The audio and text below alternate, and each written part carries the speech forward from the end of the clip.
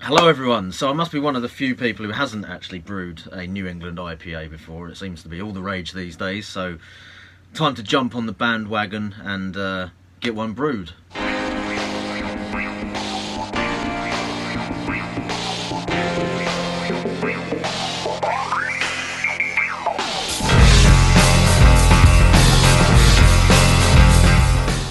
So yeah, New England IPAs, I mean I guess pretty much everyone will have had one by now, unless they've really been kind of living under a rock or something, or at least if you've been going to any sort of craft beer type places recently, I'm sure you will have come across them.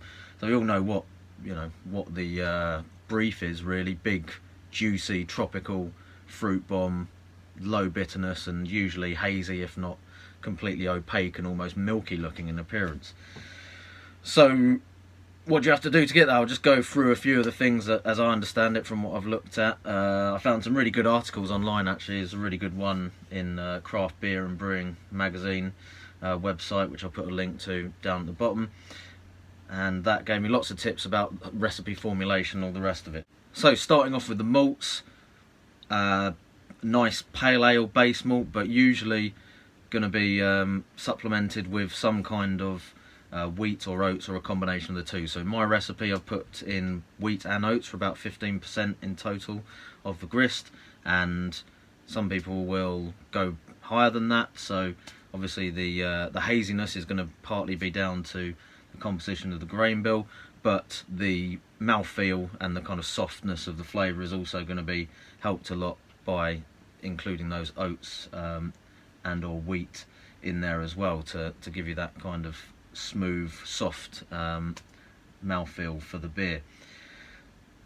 Base malts, I think if I had some, I would have probably gone with some Golden Promise for this, because I think that's a really nice kind of sweet kind of base malt and works with this style particularly well. I know there's a lot of commercial brewers that use Golden Promise kind of exclusively for this type of beer for that very reason, and I've again been sent beers that other people have made with it. So if I had some, I would have used that. I didn't, so I went for Maris Otter, which is recommended by a lot of people as well, and is one of the ones mentioned in this article on Beer and Brewing magazine.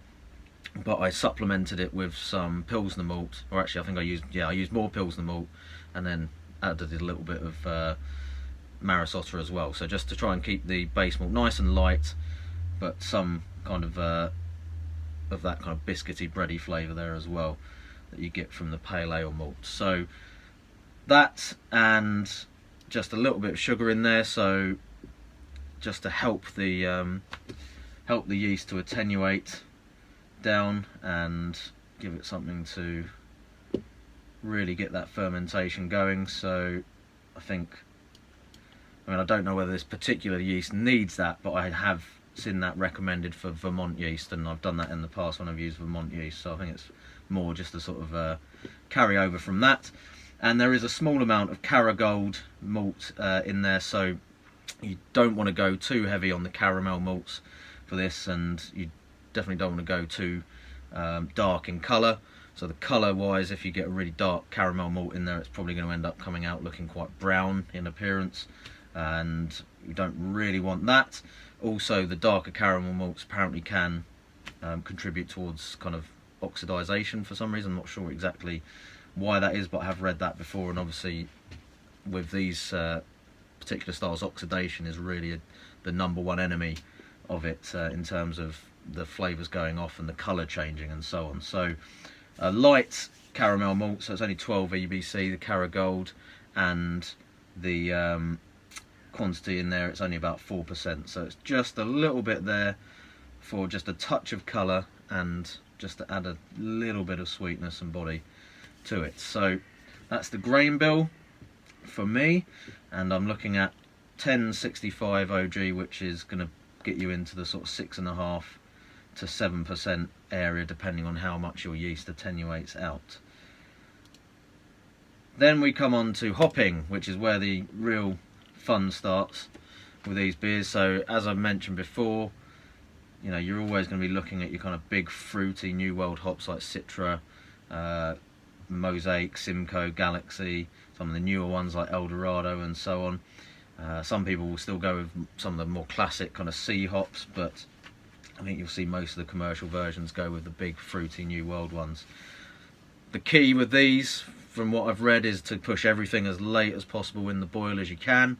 So we're looking at some people not even putting any hops into the boil. It might just purely be whirlpool additions. Now, in my recipe I did have some of the hops in at 5 minutes, but when you're that late in the boil, it's kind of to some extent equivalent to sort of whirlpool additions. But I did a 5-minute addition and then a big whirlpool addition as well. So with the whirlpool hops, it does become tricky to judge the bitterness. Some software tells you what sort of IBUs you're going to get from the whirlpool hops. The newer version of Beersmith does calculate that and allows you to adjust the temperature as well.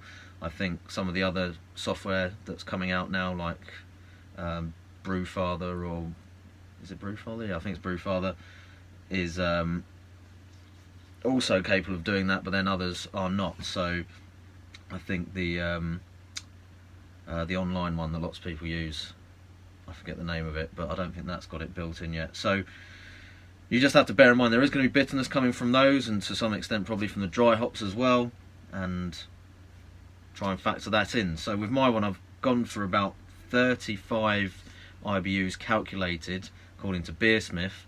Doesn't include any kind of bitterness from the dry hops, and again, if you're putting in sort of 200 plus grams of dry hops, you are going to be seeing some bitterness from that as well.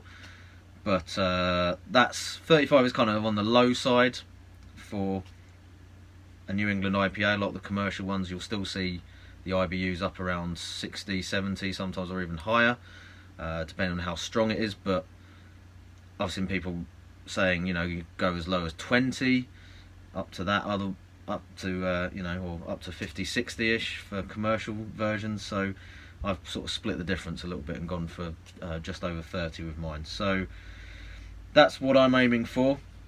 I think that should give me enough bitterness to carry the flavour and see it through, but the main thing we're looking for is the big fruity aromatic oils coming out those hops. So again, late additions, all late additions, most of it in the whirlpool, and then big dry hop as well. So I'm looking at about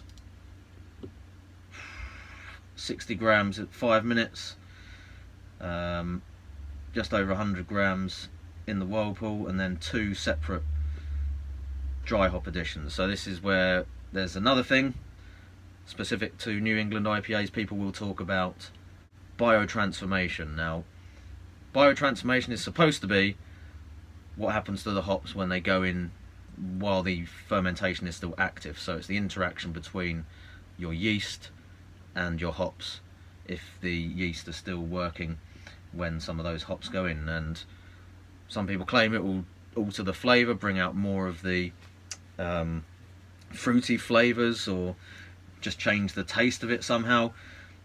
One of the explanations that made most sense to me was that the actual action of the yeast swirling the hops around is going to encourage more of the oils to be liberated from the hops and just give you better utilisation in that way. So that makes sense to me, because I've seen experiments where people will agitate the dry hop. I think there's something on Brewlosophy where they did that, or somewhere else, and that increases utilisation from the dry hop a lot more. So it would make sense to me that if the yeast is actually agitating the hops in that way, that maybe that's a big part of the reason why you get a difference from those. So biotransformation hops, which go in while fermentation is still active, so most people will say after sort of 2 to 3 days, once you've had sort of high Krausen, put them in after that. Or if you're going to measure the OG at about 10-20 OG is what I've read.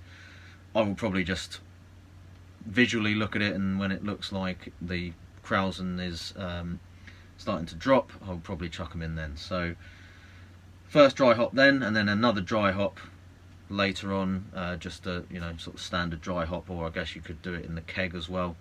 I think I will probably do mine just in the FE as normal, but keep it really short, so just the last couple of days cold crash and then keg straight off of that. So that's your hopping. And then yeast wise, lots of options. There's lots of kind of New England IPA yeasts available now.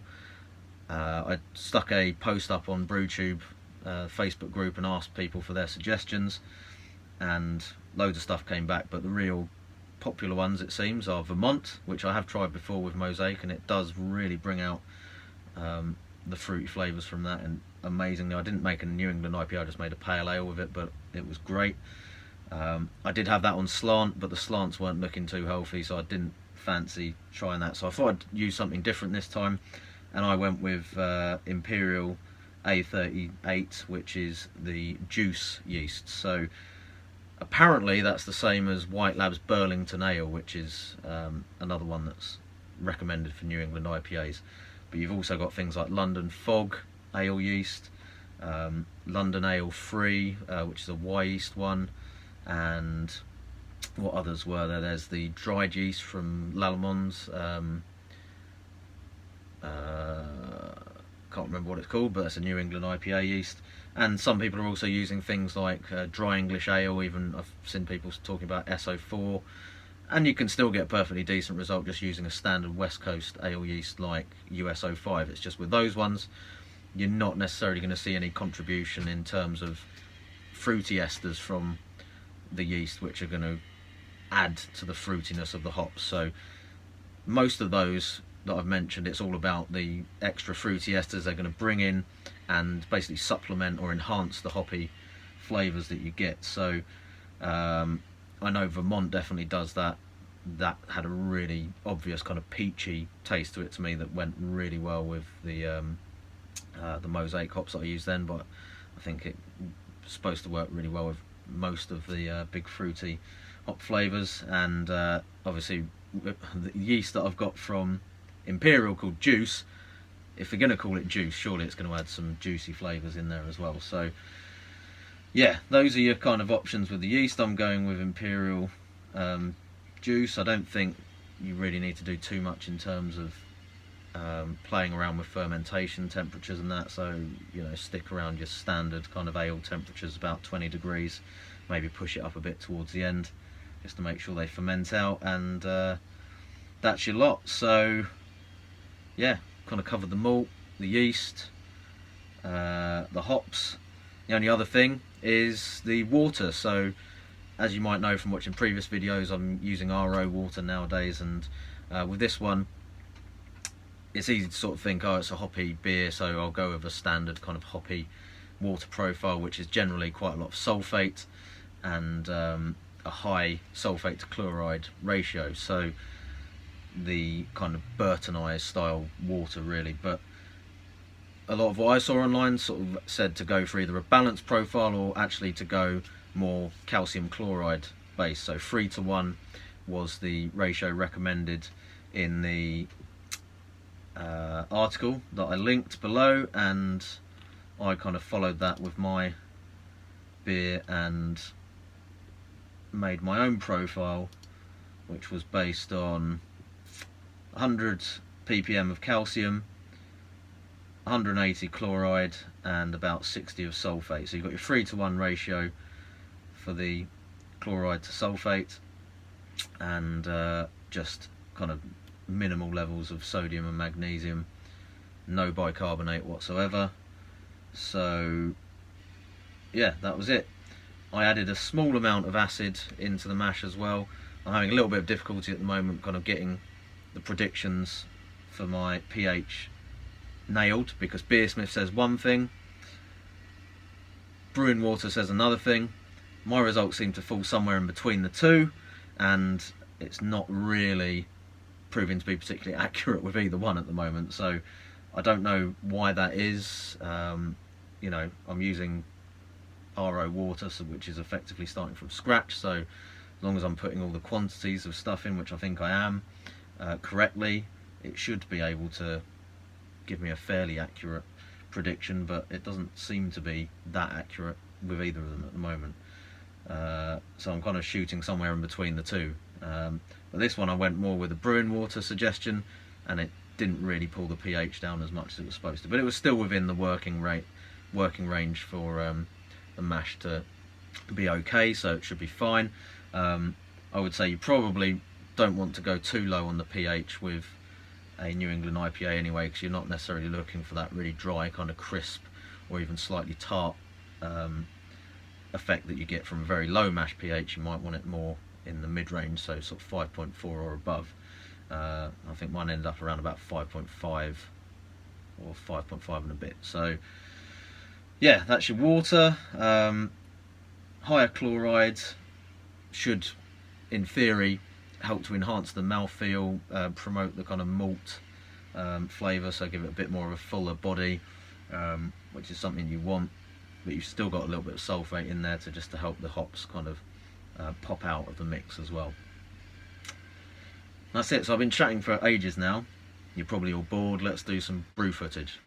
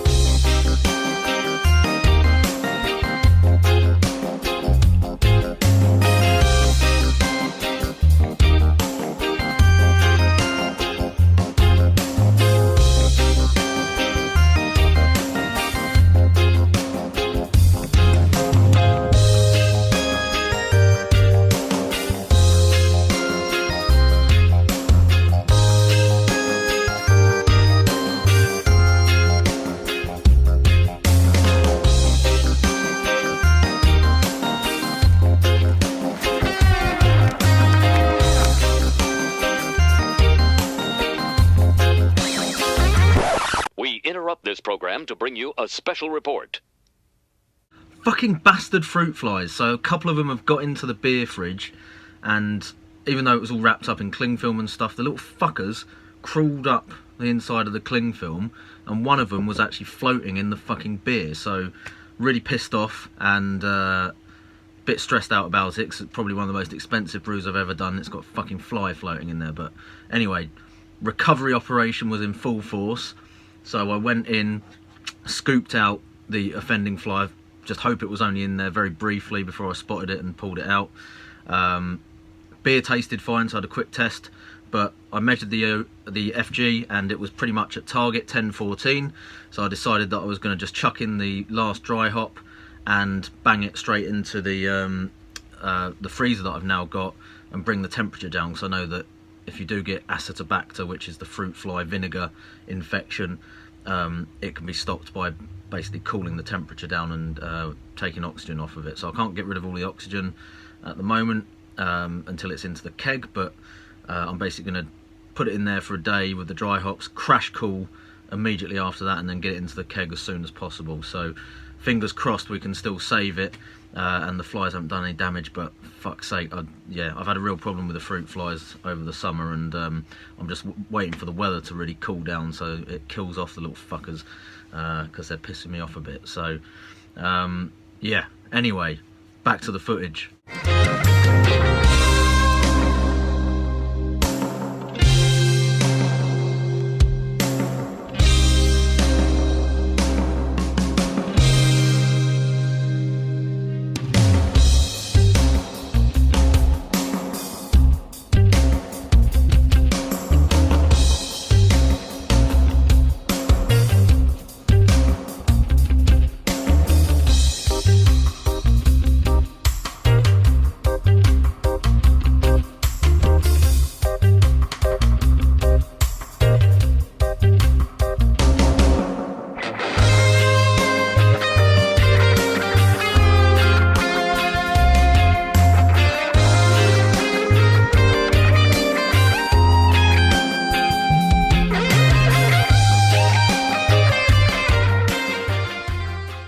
Right then, so it's been in the keg for about 6 days now. I wouldn't normally go near a beer after that short time, but you know, New England IPAs, best drunk as fresh as you can possibly have them. So it's carbed up, it's had a little bit of time just to, you know, the flavours to come together a little bit.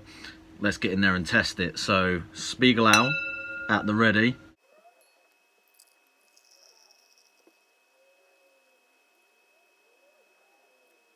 Right, so there it is. Now, it's definitely got the haze thing going on, so you can see there's that real, basically completely opaque, milky kind of appearance to it, even down the narrow part of the glass there. You're not seeing anything through that at all. The colour is kind of yellowy, orange juice, sort of between orange juice and really hazy kind of apple juice type colour. So it's not quite as golden yellow as some New England IPAs will look, but I think it's okay. I mean, to be honest, I'm not really somebody who looks at beers like these and thinks, you know, wow, that looks really appealing. It's you know, just personal preference. Visually, I don't find the kind of, you know, really cloudy New England IPA, the appearance of it anyway, particularly appealing. It doesn't, you know, put me off massively, but I just don't sort of go, oh wow, that looks delicious. But, you know, if it tastes good, it tastes good. So that's what it's all about for me. So I'm not too worried about that, but I think perhaps appearance-wise, I would prefer the colour to be a little bit more, maybe bright, kind of yellow perhaps, but not that fussed.